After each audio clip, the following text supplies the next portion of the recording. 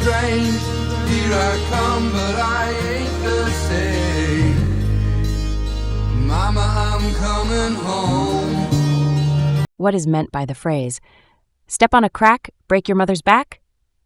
Well, basically, it's a superstition. It means that if you accidentally step on a crack in the sidewalk, something bad might happen to your mom, like her hurting her back.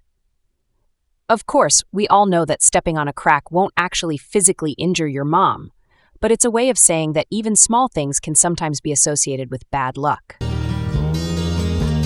took me in and you drove me out, yeah, you had me hypnotized.